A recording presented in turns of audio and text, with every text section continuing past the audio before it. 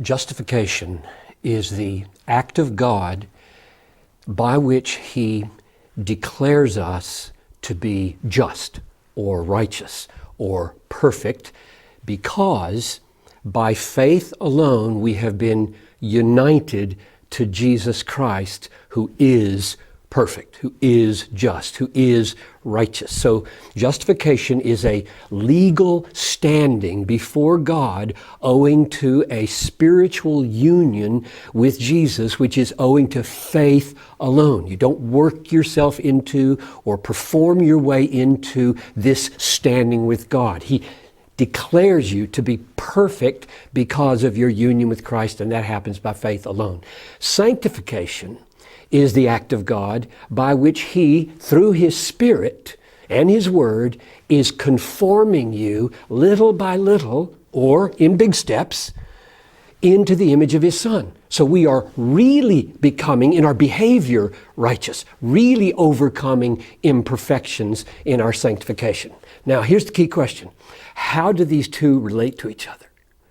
And the key verse, I just love this verse, Hebrews 10, verse 14. By a single offering, Christ has perfected for all time those who are being sanctified. Now, think of what that says. Who has been perfected for all time? Has been, it's done, has been perfected for all time? Those who are being perfected, being sanctified, being made holy. He has made you perfectly holy. Who are you? The ones who are becoming holy. Which means that the evidence that you stand holy or perfect or just before God is that you are, by faith, becoming holy. It sounds kind of paradoxical, I know, but it's the key to the Christian life. Or another way to say it would be this: the power by which you daily strive to overcome the imperfections in your life is the confidence that you're already perfect.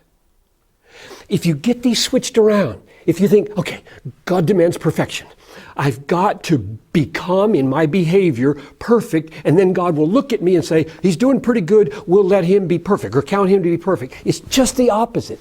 Because of Christ, we believe in Him and what He did on the cross and His perfect life. We believe in Him, and by that faith, God unites us to Christ.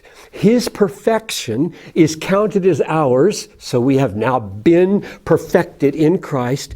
And the evidence that we stand perfected in Christ is that we hate our sin, and we daily, by faith in His promises, strive to overcome the imperfections that exist. So my exhortation would simply be, please don't get these backward. The whole world gets it all backwards. Other religions get it all backwards, where our works and our efforts to overcome our imperfections might make us pleasing to God. You never can get there that way. God reckons us as acceptable, makes us His children, counts us as righteous, and because of that righteousness, we then spend a lifetime becoming what we already are.